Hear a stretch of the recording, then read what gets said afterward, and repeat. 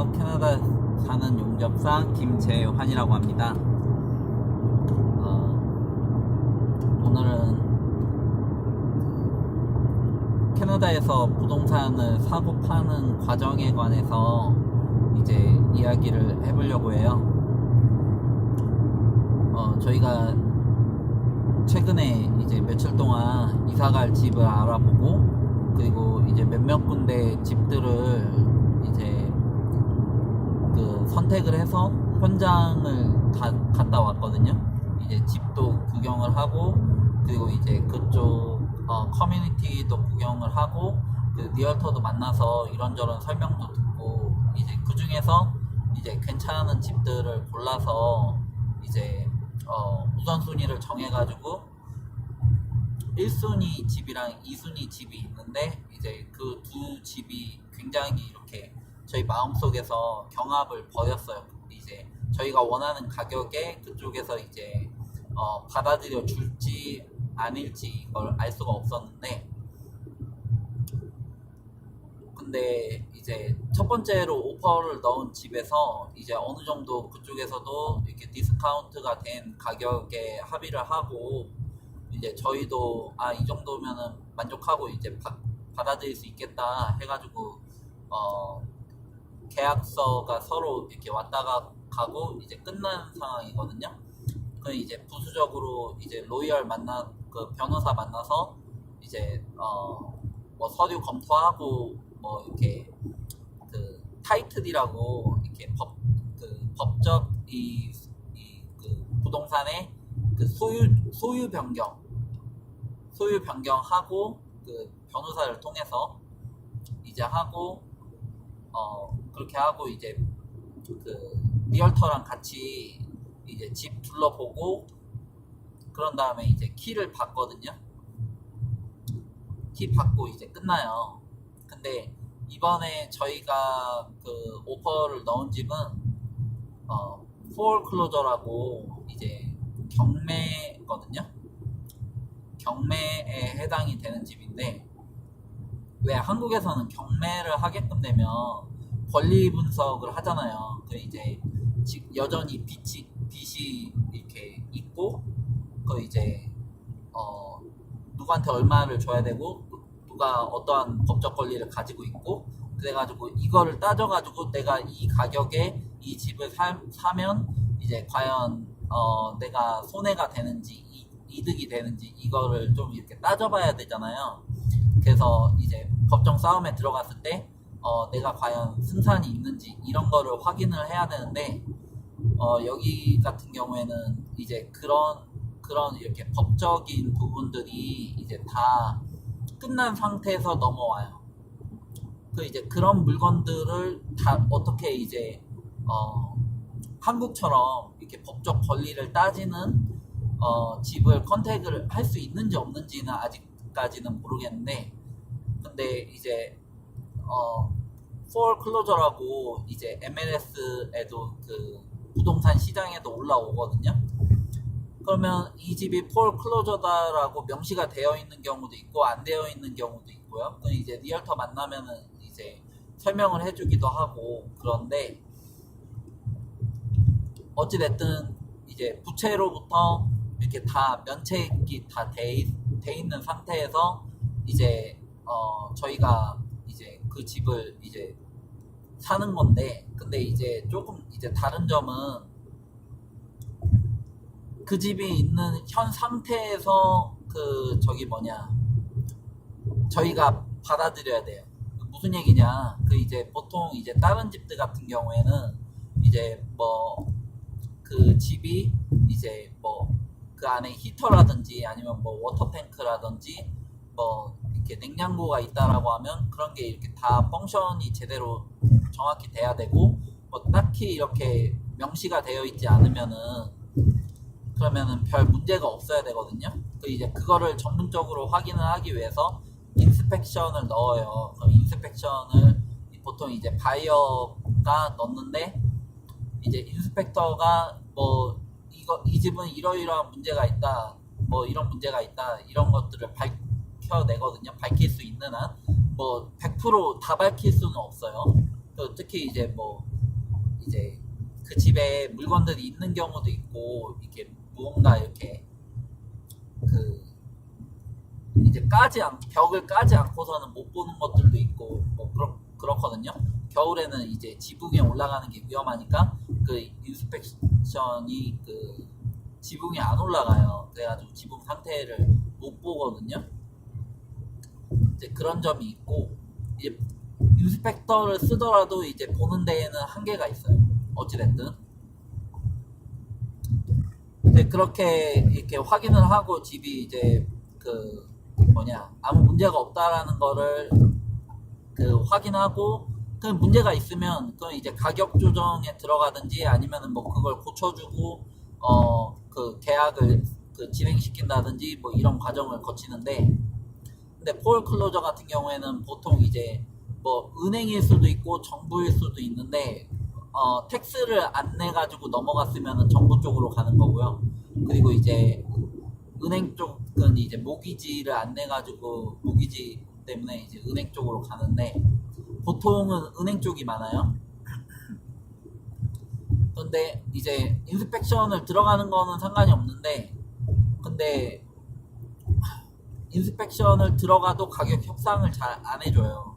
이제 그만큼 이제 최대한 낮출 수 있는 만큼 이제 낮춰가지고, 그걸 이제 담보가 없는 상태에서 나오는 물건이기 때문에 그만큼의 가격이 그 시세보다 낮춰진 상황에서 이제 파는 거기 때문에 이제 은행에서는 협상을 잘 안 해주는 편이에요. 보통의 경우에 뭐 다 그런 건 아니고요. 그 이제 은행도 이렇게 조금 이제 메이저 은행이 있고 조금 이제 개인이라고 해야 되나? 이렇게 되게 조그만한 파이낸싱 그 회사들도 있거든요. 개인 파이낸싱 회사, 사채 말고요. 그 이제 그래가지고 이제 조금 이제 다양하게 있어요. 근데 보통의 경우에 포울 클로저라고 하면 저희가 기대를 할 때 협상을 하기는 조금 어려운데 이제 가격은 조금 이렇게 낮게 나왔겠다 이렇게 예상을 해요. 근데 보통 이제 포울 클로저가 아니라고 한다고 하더라도 가격이 조금 이제 저렴하게 나온 경우도 많고, 한국의 이제 급매물처럼. 그리고 이제 셀러가 이제 빨리 팔고 싶어 하는 이유가 있다라든지, 자신이 이사를 가야 된다라든지, 아니면은 이렇게 오랫동안 올려놨는데 그 시장에 올려놨는데 안 팔려가지고 이렇게 가격이 다운되고 그 셀러도 조금 이제 그 가격 협상을 할 의지를 가지고 있다라든지, 계속 안 팔리니까 그 이제 뭐 텍스라든지 유지비가 들거든요. 그 이제 겨울에는 히팅도 조금 남겨놓는 게 좋고, 그 온도를 좀 낮게라도 유지를 시켜놓는 게 이제 집으로서 그 펑션이 정확히 되는, 그 기능이 정확히 되는 거니까 그럴 필요가 있다 보니까, 그런데 하나하나가 다 비용이 드는 거거든요. 그래서 이제 어느 정도 선에서 파는 데 있어서는 손해를 보더라도 그냥 빨리 팔고 넘기는 게 나을 수가 있다라는 거죠. 팔려고 마음을 먹었으면. 그런데 이제 물론 그건 선택에 따라서 다른데, 그래서 이제 적절한 타이밍에 좋은 가격에 사는 게 중요해요. 아까는 이제 빛이 비춰져가지고 잘 몰랐는데, 제가 지금 짐을 끌고 에드먼튼으로 다시 일을 구하러 가고 있어요. 이제 며칠 내려와가지고 이사 갈지 알아보고, 그 예전에 했던 일은 끝났고요. 그 이제 끝나고 내려와서 집 알아보고, 그리고 이제 최대한 빨리 다시 올라가서 일을 잡으러 올라가느라고 이제 뒤에 짐이 좀 많아요. 그 이제 제가 처음에 설명하려고 했던 게 이제 집을 사고 파는 절차에 관해서 이제 설명을 드리려고 하는데, 자신의 집을 가지고 있는 상황에서 이제 집을 사고 파는 절차에 관해서 이제 얘기를 해드릴게요. 그게 조금 더 복잡해요. 그 이제 자신의 집이 없는 상황에서 그 사고 팔고 하는 것보다는, 저는 개인적으로 이제 집을 한번 팔아봤고, 근데 이제 팔리지 않아가지고 이제 제가 원하는 가격에 팔리지 않아서 이제 세입자를 받은 상황이고, 그리고 사는 거는 지금이 세 번째예요. 그 이제 살려고 이제 여러 가지 이렇게 오랫동안 조금 이제 알아보기도 해서 리얼터를 끼고 이제 돌아다니기도 많이 돌아다녔고, 리얼터를 안 끼고도 많이 돌아다녔어요. 그 이제 아직 그렇게 전문가라고 할 정도는 아니고, 저도 이제 배워나가는 입장인데, 이제 부동산 투자에 관심이 있고 이제 배워나가는 과정에서 이 영상을 만드는 거예요. 이제 그 점을 좀 이렇게 염두에 두고 이제 보셨으면 합니다. 일단 그 일반적으로 이게 순서가 약간 바뀔 수도 있어요. 순서가 약간 바뀔 수도 있는데, 자신이 가지고 있는 집을 이제 리얼터를 만나요. 리얼터를 만나가지고 이제 시세 분석을 해요.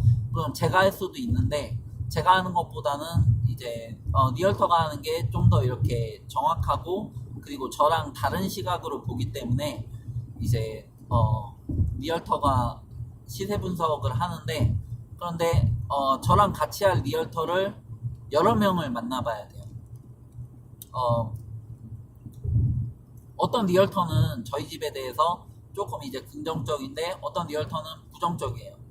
그래서 이제 보는 시각이 서로 다르기 때문에 그런 거고, 이제 아무래도 리얼터는 그 셀러의 집을 조금 이제 프라이스를 많이 다운을 시키려고 해요. 그래야 팔리니까. 팔리지 않으면은 이제 리얼터가 이게 고생을 하고 노력을 해도 그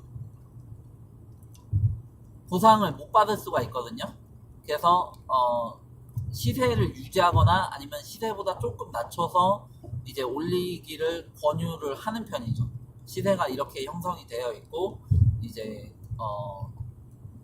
그래서 이걸 팔리려면 이제 어느 정도의 가격을 가지고 있어야 이제 저기를 한다, 팔릴 수가 있다, 이렇게 봐야 되는 거고요. 이제 리스팅 프라이스가 있는데, 이제 어느 정도 하다가 이제 안 될 것 같으면은 조금 이제 가격을 낮춰요. 그리고 오퍼가 들어올 때 좀 말도 안 되는 오퍼가 들어올 때도 많거든요. 이제 저희도 마찬가지로 좀 이렇게 많이 디스카운트를 해가지고 오퍼를 넣기도 하고요. 그 이제 맞으면은 이제 그 거래가 되는 거고, 안 맞으면은 뭐 그냥 날아가는 건데, 어쨌든 그쪽에서 원하는 가격을 제시를 하면 이제 서로 협상에 들어가는 거죠. 일단은 그렇게 가격을 정하고 사진을 찍고 그리고 광고도 하고, 이제 그런 일들을 리얼터가 도와줘요. 그래가지고 이제 그걸 올리고, 그리고 이제 집을 알아봐요. 그 이제 집을 먼저 알아보고 팔려고 올릴 수가 있는데, 자기 집을 올릴 수가 있는데, 집을 알아보는 거는 조금 쉬워요. 바이어 입장이면 그냥 집을 사버리면 되는 거니까. 근데 파는 거는 내가 원한다고 이렇게 팔리는 게 아니거든요. 그 이제 누가 살 사람이 있어야 팔리는 거니까 가격을 확 낮춰버리면은 당연히 팔리겠죠. 근데 보통의 경우에 어느 정도 자신이 기대를 하는 가격이 있기 때문에 이게 팔리는 게 시간이 오래 걸리고, 마음에 드는 집을 고르는 거는 조금 이제 빨라요. 이제 시장에 있는 물건들 중에 가장 이렇게 괜찮은 마음에 드는 집을 고르는 거기 때문에, 아무래도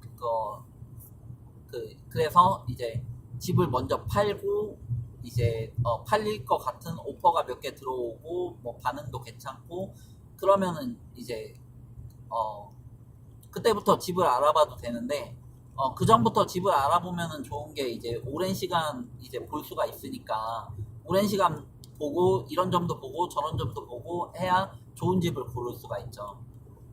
이제 그렇고, 이제 참고로 말씀을 드리면은 이제 그 도시 같은 경우에 이제 리스팅 프라이스에서 한 10,000불 그 이내로 디스카운트가 돼서 시세보다 이제 10,000불 이내로 이제 디스카운트가 돼서 뭐 많이는 15,000불, 20,000불까지 되기도 하는데 그런 경우는 조금 이제 그 예외적이고 왜 집도 인기가 있는 집이 있고 지역이 있고 집 스타일이 있고 인기가 조금 없는 집 스타일이 있고 지역이 있잖아요. 그래서 그런 거고 그래서 그 정도의 차이가 있는 거고 보통은 이제 10,000불 내외에서 이제 왔다 갔다 하면서 이제 가격 흥정이 돼요.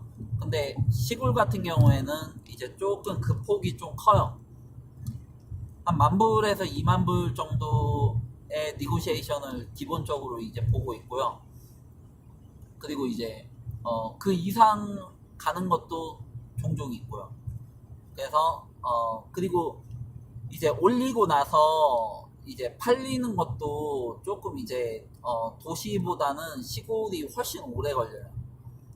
뭐 1년, 2년씩 가는 경우도 많이 있고요. 이제 판매를 올리고 나서 이제 그런 경우가 조금 흔해요. 이제 보러 오는 사람이 그만큼 적고 이제 관심이 그만큼 적은 것 같아요. 그리고 꼭 반드시 집을 살려고 하지는 않아요. 이제 캐나다 사람들 같은 경우에도 이제 반드시 집을 사야 된다라고 판단을 하지는 않고 이제 때에 따라서 렌트를 하는 경우도 많이 있어요. 이제 집을 살 여력이 되는데도 그러는 사람들이 있고 이제 다른 이유가 있어가지고 그런 분들도 있고 그리고 이제 여력이 안 되는 분들도 있고 이제 벌이에 비해서 가족이 너무 많은 경우라든지 아니면 이제 저희 집의 세입자 같은 경우에는 이제 자기 지역에 자신의 집을 짓고 있고 그리고 지금은 이제 친구 근처에서 이제 같이 살고 싶어가지고 이제 근처에서 같이 살고 싶어가지고 렌트를 한다고 하더라고요. 네, 다양하게 있는데 반드시 사야 된다 이렇게 생각하는 경우는 그렇게 많지는 않은 것 같아요. 이제 그렇게 생각을 하는 경우도 있고 아닌 경우도 있다. 조금 이제 자신의 그 입장에 따라서 조금 이제 다양하게 생각을 한다 이렇게 보시면 되고요. 계속 이어서 이제 팔려고 올리고 그러고 나서 이제 파이낸싱을 받아보는 게 좋아요. 이제 이 집이 팔리면 이제 나한테 돈이 얼마큼 들어오고 물론 제가 거기서 한 뭐 예를 들어서 5년을 살았을 수도 있고 10년을 살았을 수도 있고 또 이제 다운 페이먼트 같은 경우에 이제 초기에 그 집에 넣은 돈 보증금이라고 해야 되나? 그 돈이 있잖아요. 이제 그 돈도 이제 뭐 5%를 넣었다 아니면은 뭐 50%를 넣었다 그건 사람들마다 다르거든요. 가지고 있는 재산이 달라서 저 같은 경우에는 맨 처음에 5%를 넣었어요. 그래서 이제 그 정도의 돈이 있고 이제 나머지는 은행에서 빌리는 건데 은행에서 빌리는 돈이 크면 클수록 내야 되는 이자가 더 커지는 거예요. 이제 그 수입에 비례를 해가지고 죄송합니다. 그 앞에 사슴 무리가 지나가가지고요. 네, 무리가 이렇게 제가 속도를 안 줄였으면 쳤거든요. 항상 조심해야 돼요. 사슴 무리가 지나가네요. 사슴 거의 매일같이 본 것 같아요. 요즘에 이제 매일같이 운전을 했었고 날씨도 좋아져서 그런지 어찌됐든 계속 이어서 어디까지 얘기했었죠? 잠시만요. 조금 놀랬네요.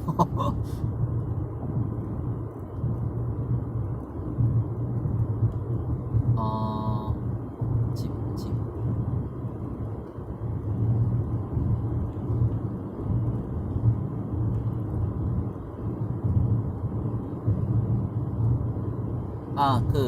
파이낸싱 얘기했었죠. 이제 파이낸싱을 받아보는 게 좋은데 이제 저는 5%를 넣었었거든요. 이제 이자가 은행에서 빌린 돈이 크면 클수록 이제 이자를 내는 몫이 훨씬 커지는 거예요. 그렇게 해서 이자랑 원리금이랑 같이 갚아 나가는데, 근데 지금 제가 세입자를 받았잖아요. 그러면은 세입자한테서 받는 돈이 이제 보통의 경우에 그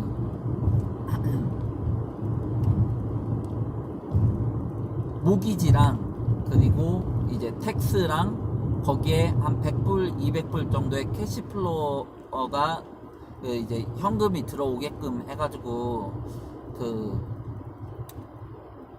측정을 하는데, 근데 실제로는 지금 현재로는 그 시세가 그렇게 형성이 안 돼요. 그래서 저희는 이제 모기지만큼 받고 있고요. 오히려 그 텍스는 저희 사비로 내야 돼요. 그러면 이제 이자랑 원리금이랑 이제 모기지에서 이제 갚아 나가는 거니까 아예 남지 않는다라고 보기는 어려운데, 그렇게 많이 남는다라고 보기는 솔직히 어려워요. 근데 이제 5%를 넣은 거라서 손해가 보는 투자는 아닌 것 같아요.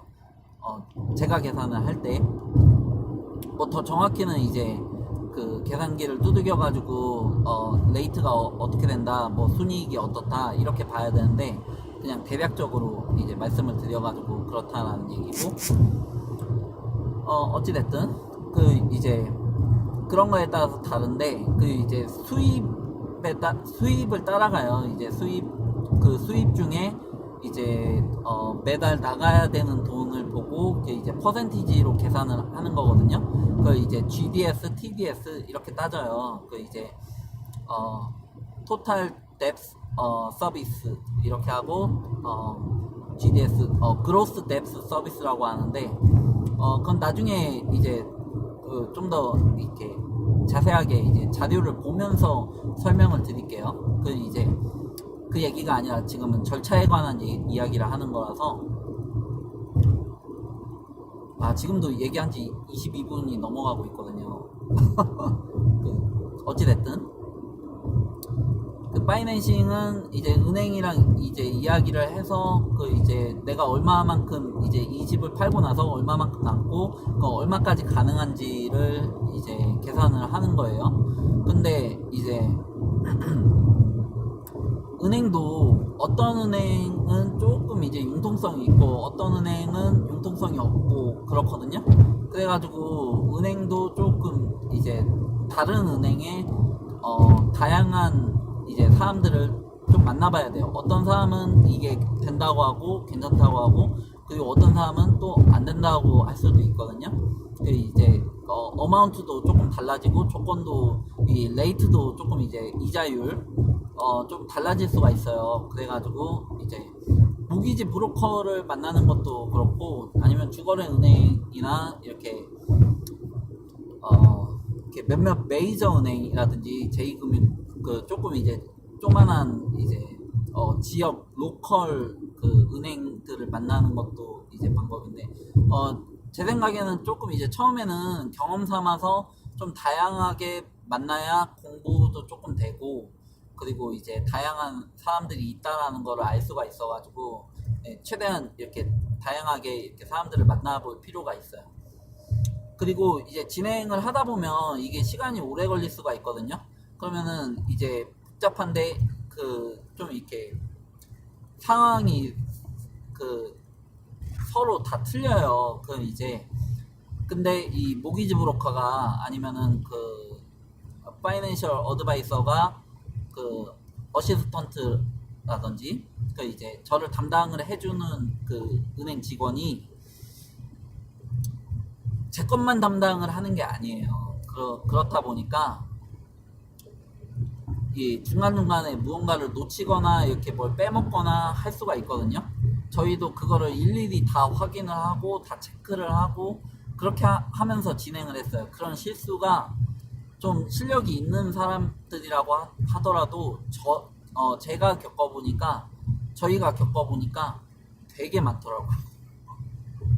그래가지고 저는 일일이 이제 제가 자료를 이렇게 좀 찾아보고 이제 내용을 조금 이제 공부를 하고, 이거는 이거고 이거는 이거다. 근데 그 어마운트가 좀 차이가 많이 난다라고 하면 그러면은 이제 그 은행원이랑 이제 다시 얘기를 해요. 그래가지고 이제 내 건 이건데 이게 맞지 않냐? 그럼 이제 제가 틀릴 수도 있고 그쪽이 틀릴 수도 있어요. 그 이제 그런 내용들이 이제 약간의 디테일인데 좀 다를 수가 있거든요. 은행에서 안 된다고 해가지고 무조건 안 되는 건 아니니까 될 수도 있는 거니까 그렇게 이렇게 그 조금 이제 좀 더 자세히 알아보실 필요가 있어요. 어쨌든 파이낸싱을 한다. 그리고 이제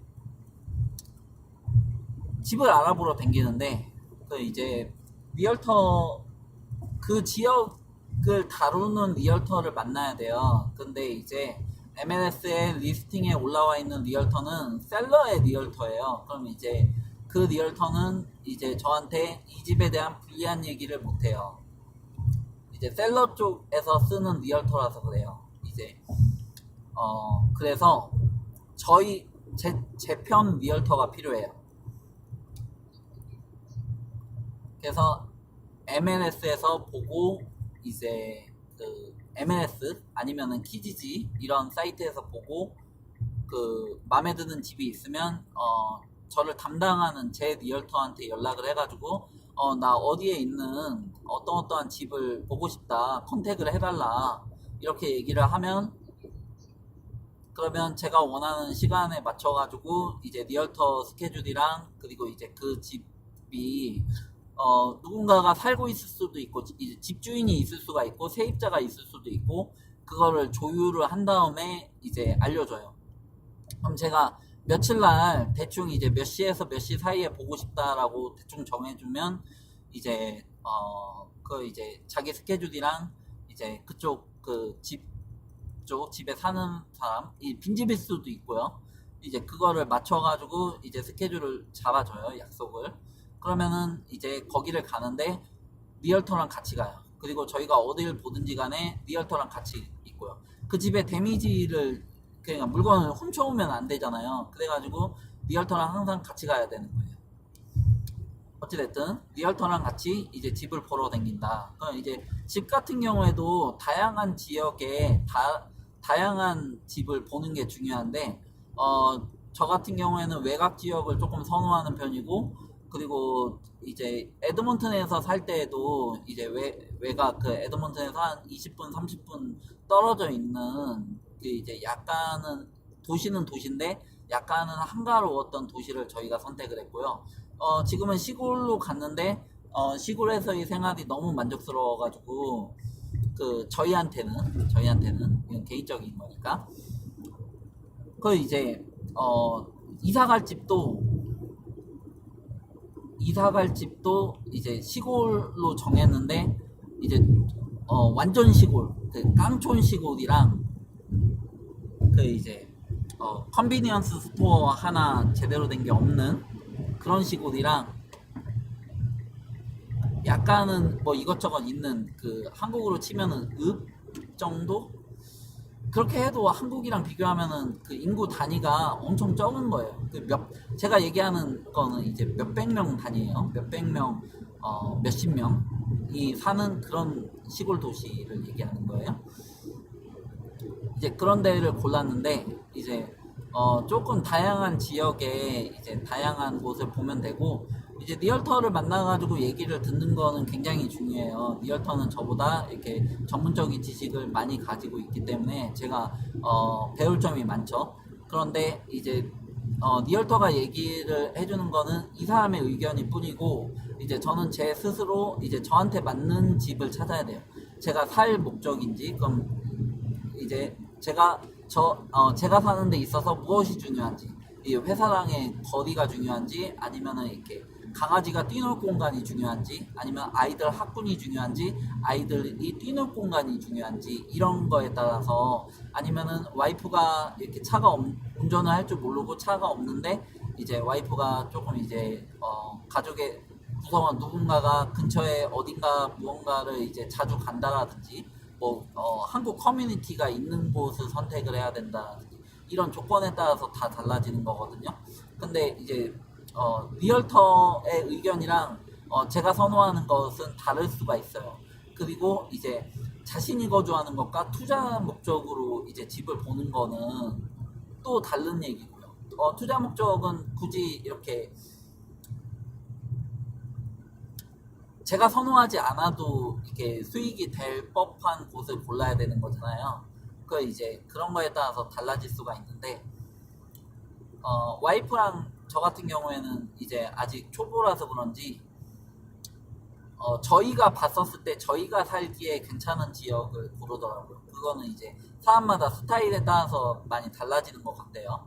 어찌됐든지 간에 이제 집을 알아보는데 가능한 한 많은 집들을 보고, 리얼터도 한두 명만 만나지 말고 조금 이제 다양하게 만나야 이제 다양한 이야기도 들을 수가 있고, 이 리얼터는 이렇구나, 이렇게 얘기하는구나, 저 리얼터는 이제 저렇게 얘기하는구나, 이런 것도 좀 볼 수가 있고, 그리고 리얼터 의견뿐만 아니라 저 나름대로 이제 스스로 공부를 하면서 이제 집을 보는 안목을 좀 키울 필요가 있어요. 그 이제 내가 투자자가 아니라고 한다라고 하더라도, 실거주라고 한다라고 하더라도 한번 결정을 하면은 바꾸기가 굉장히 어려워요. 그 이제 바꾸는 데에도 비용이 엄청 많이 손해가 날 수가 있고요. 바로 몇 년 내에 이사를 간다라고 하면 그런 경우가 꽤 많이 있어요. 그 이제 이사를 왔는데 1, 2년 내에 이사를 다시 가는 경우도 많이 있어요. 제 주변에서도 많이 봤거든요. 근데 이제 선택을 했는데 그게 조금 이제 잘 안 맞았던 거죠. 그 손해를 보더라도 이제 가는 경우인데, 아니면은 뭐 직장이 바뀌었다라든지 사고 파는데 거부감이 없다라든지, 어찌됐든 한번 결정을 하면은 그걸 나중에 그 이사를 가는데 쉽지 않을 수가 있다. 투자자가 아니더라도. 그래서 집에 관해서 이제 리얼터에 관해서 이제 이 계약에 관해서 조금 이제 자세히 공부를 할 필요가 있어요. 제가 봤을 때는 그런 것 같습니다. 그러고 나서 이제 만약에 집이 팔리면, 그러면 이제 오퍼를 넣는데, 저희 집이 오퍼가 들어오고 나서 이제 제가 염두에 두었던 집들을 오퍼를 넣을 수가 있고요. 아니면 이제 제가 먼저 오퍼를 넣을 수가 있어요. 저희 집이 팔리지도 않았는데 이 집을 사겠다라고 오퍼를 넣는 거예요. 근데 이제 거기에 조건이 붙어요. 무슨 조건이냐? 우리 집이 팔리면 내가 이 집을 사겠다. 이게 하나의 조건이고요. 인스펙션에 들어가서 아무 문제가 없을 때, 이제 서로 간에 언급이 된, 명시가 된 이런 것들이 다 들어맞았을 때, 이제 만족을 할 때, 그럼 그때 이제 사겠다. 이 두 가지 조건이 들어가요. 이 두 가지 조건이 들어가야 이제 내 집이 팔렸을 때 이걸 사가지고 들어갈 수가 있고요. 그리고 인스펙션에서 무언가 문제가 생기거나 이렇게 하면은, 아니면은 이렇게 단순 변심도 이제 인스펙션에 들어갔을 때 이게 문제니까 나는 이거 안 사겠다, 이렇게 나올 수도 있는 거예요. 빠져나올 구멍을 만드는 거죠, 안 좋게 얘기를 하면. 근데 단순 변심으로 이렇게 안 사는 거는 조금 이제 별로 안 좋은 선택이에요. 이걸 신중하게 선택을 해야 되거든요. 왜 그러냐면 리얼터도 일을 시키는 거고, 리얼터도 저랑 같이 보러 다녀야 되고, 그리고 이제 셀러도 그 집을 보여줘야 되고, 그 시간 동안에.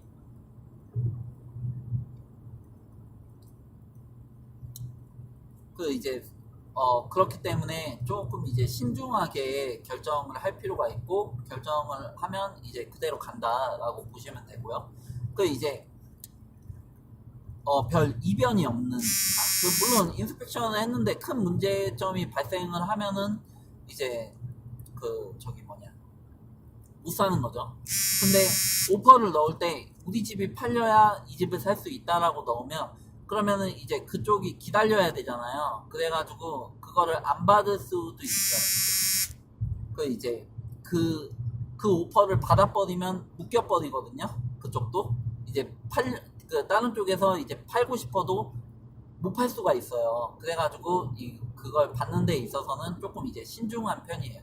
그래서 이제 자기 집이 이제 거의 팔리거나 아니면은 팔릴 만큼 이제 누가 진지하게 고려를 하고 있다라는 오퍼가 들어오거나 아니면은 이렇게 거의 이렇게 계약이 이렇게 끝나고 이사갈 날짜가 접했을 쯤에 한다라든지 아니면은 이렇게 어디 뭐 트레일러가 있으면 그건 이제 아니면은 이렇게 짐을 보관하는 데가 있거든요. 이 돈을 받고 그럼 이제 그런 데다가 그 자기 짐을 다 넣고 그리고 이제 그러고 이제 렌트를 들어갔다가 이제 마음에 드는 집으로 다시 이사를 간다라든지 좀 이런저런 방법들이 있어요. 그 이제 트레일러가 있으면 이제 트레일러에서 지내면서 그 캠핑카죠, 캠핑카 그런 데서 지내면서 짐은 이제 한쪽에 뭐 친구네 집 창고라든지 아니면은 이제 그 아까 얘기했던 짐을 놓는 장소에다가 놓는다라든지 뭐 이런 식으로 해가지고 이렇게 짐을 놓고 이렇게 할 수가 있고 아니면은 이렇게 집이 팔림과 동시에 이제 이사를 갈 수 있게 아까 얘기했다시피 오퍼를 미리 넣어놓고 이제 그 오퍼를 받는 집들 중에서 고르는 거예요.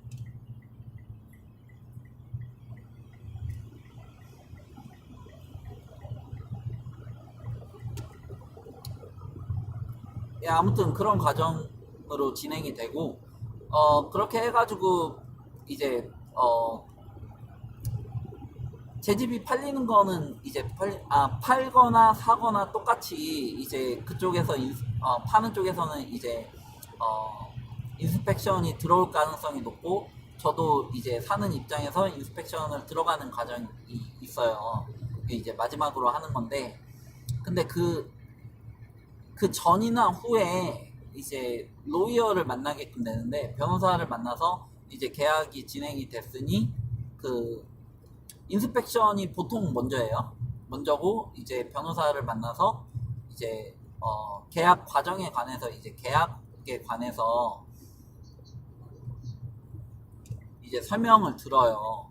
설명을 듣고 이제 계약서를 일일이 하나하나씩 다 설명을 해줘요. 보통의 경우에 변호사들이 이게 되게 친절하게 그렇게 설명을 해주고 이제 서로 이제 사인을 하면 서로 이제 주고받아요. 주고받음으로 해가지고 이제 변호사 중재로 이제 서로 간의 그 법적 거래가 완성이 되는 거고 그리고 이제 돈은 이제 변호사가 중간에서 이제 받아가지고 이제 홀딩을 시켜요. 변호사가 받아가지고 이제 이제 그 중간 어카운트에다 홀딩을 시키고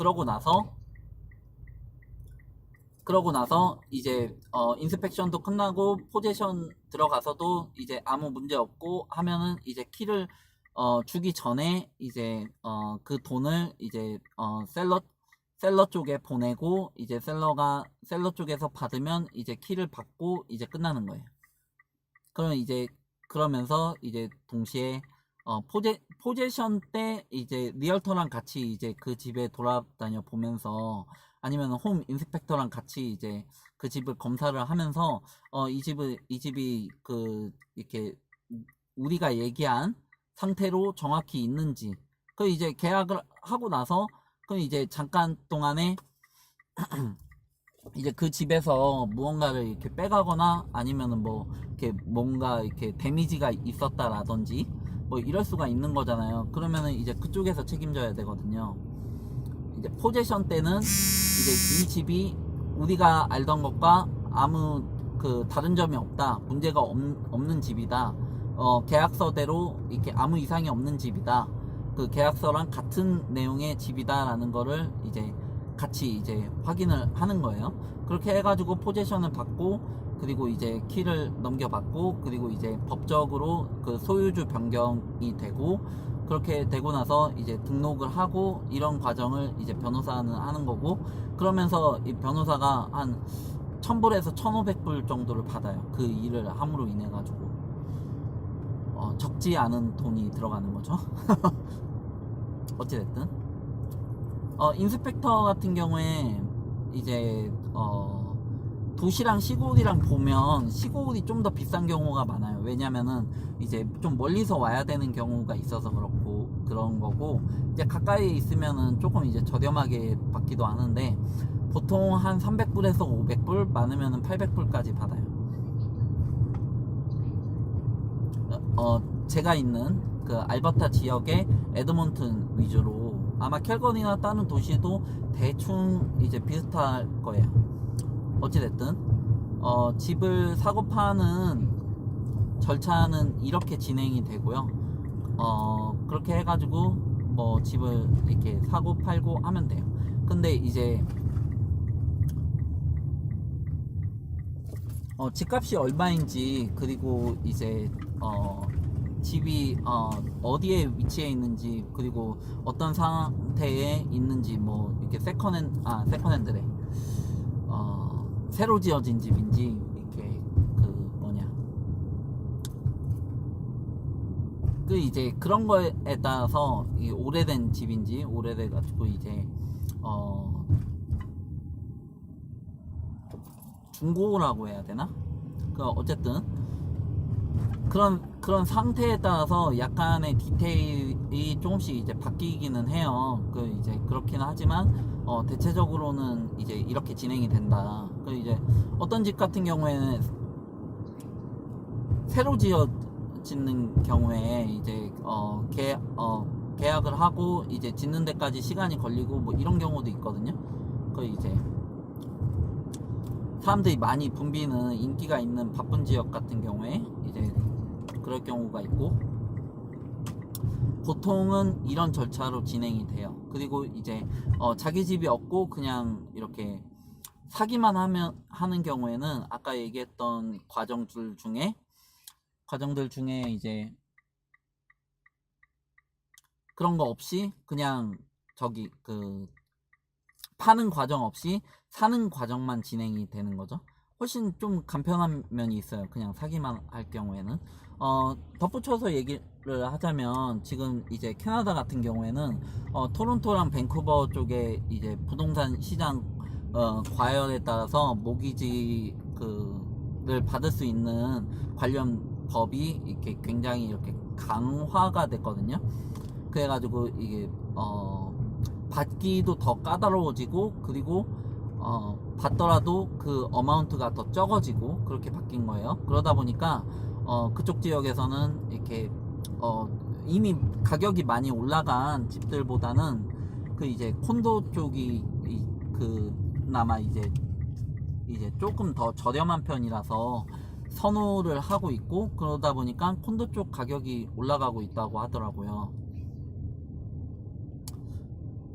아무튼 근데 이제 그 법의 영향을 이제 알버타나 다른 쪽에서도 이제 똑같이 받는 거예요. 그 이제 이쪽 지역은 그렇게 과열은 아닌데,